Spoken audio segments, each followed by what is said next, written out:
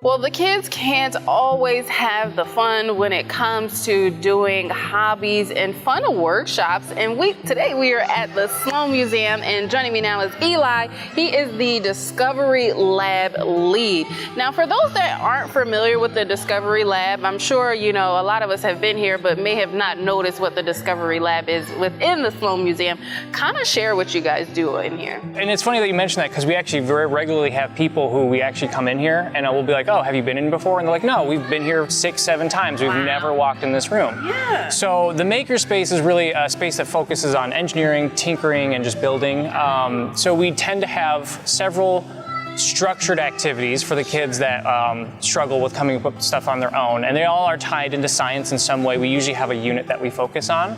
So our current unit actually is focused on superhero science, because we had the superheroes exhibit just recently. Aside from that, they can also just build whatever they want. We have a cart full of materials, so they can just craft whatever. We have a paint room that they can paint right on the walls and the windows.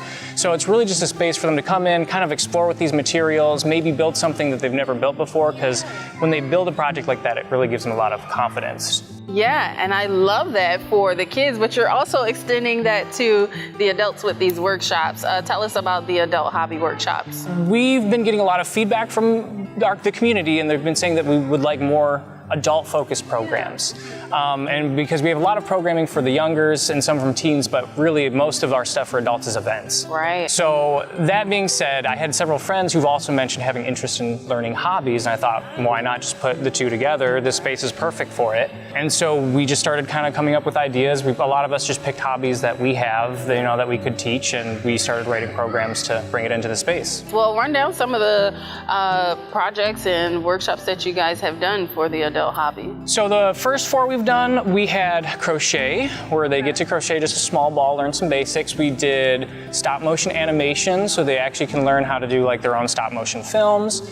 We did tapestry, and then the fourth one is bookbinding. Yeah, how do you guys kind of come up? I know you kind of mentioned, there are hobbies of other people that kind of suggest it, but how else do you guys come up with the different types of hobbies that you want to add to the program? One of the key points is we are trying to keep them fairly cheap so that people can kind of come do them. So that is a major decider in what hobbies that we're picking is something that we can reasonably do. But other than that, it really is just kind of what we have interest in. And, nice.